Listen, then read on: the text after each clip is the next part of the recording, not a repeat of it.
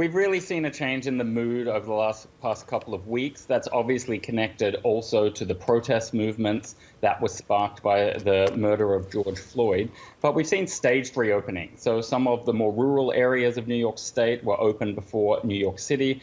And we see a real mask culture here. So everybody wears their masks when they go out. And they've tried to conduct their activities as normally as possible. You can't go into a restaurant or bar yet, but people frequently get their coffee, their drinks and cocktails, their food, and eat it outside of the premises. They're always wearing their mask and keeping apart. So things feel like the Big Apple to a certain extent now, but obviously the economy took a really huge hit, and 1 in every 400 New Yorkers died from this. Which is just extraordinary. And the stories we've heard out of what was happening in hospitals as they try to cope with that explosion.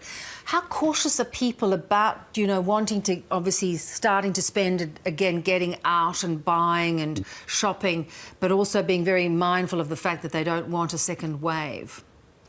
Yes, so I think people are very conscious of that. There is a boredom factor when you've been following these rules for more than 3 months now for some people, then that really does take a mental toll on a lot of the population. But at the same time, it's very clear when you go jogging past a morgue truck, which is what I was doing in the morning, where they install a refrigerated truck outside the hospital near our house. I mean, it really hits home that this hasn't gone away yet. So I think most people are respecting the rules. It's different in New York to other states. You look at a state like Texas, 70% rise in cases over the past 2 weeks. So New York's got it under control, but that doesn't mean America has it under control. Indeed.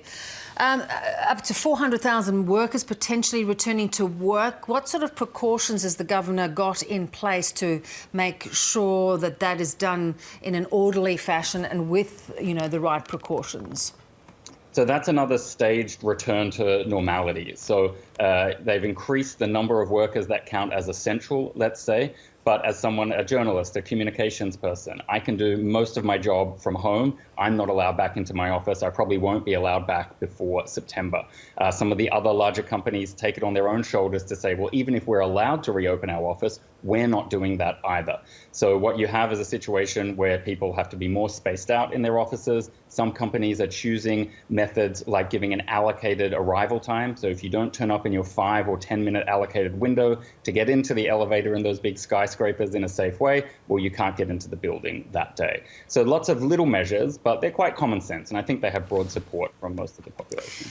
Give us a sense, Ryan, you talk about, of course, New York hopefully having this under control, but lots of other hotspots around the country. What is the national debate around coronavirus and the various levels of reopening? I think it's really fair to say that the US has never cohered into a single national position.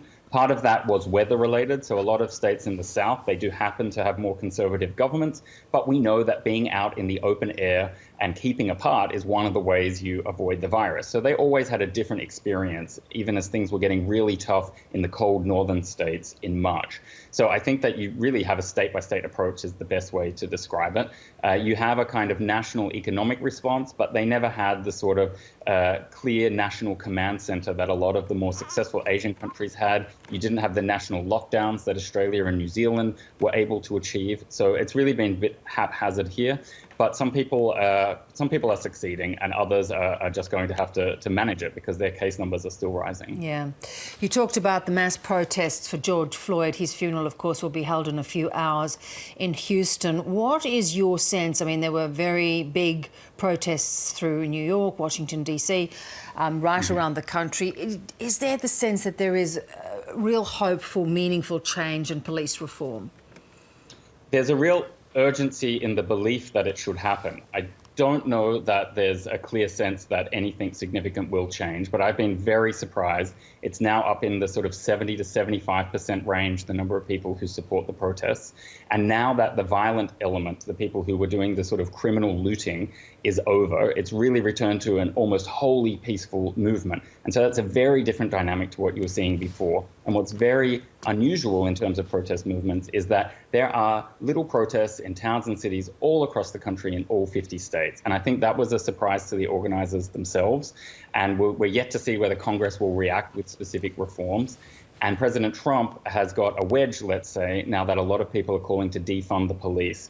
those people who support that movement will have to explain it a bit better than they have with that current headline and slogan, because I think that's the borderline a lot of people won't be willing to cross. They'll say, this brutality has been outrageous, something has to change, the solution isn't get rid of the police. So those people supporting that movement will have to explain a bit more what defunding the police is if they're going to succeed on that. Yeah, it really seems to hit that divisive narrative that Donald Trump likes to exploit.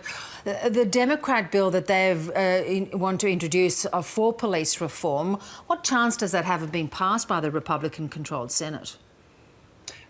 Possibly a very slim chance. It almost certainly will get through the House of Representatives. We saw Mitt Romney joining the Black Lives Matter protests in Washington on the weekend. So you can assume maybe there are 48 votes there.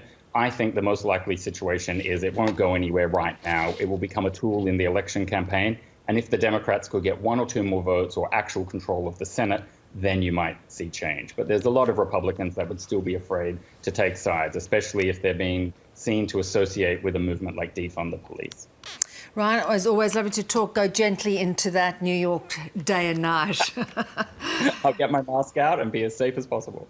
Good to know. Good to talk. Thanks so much.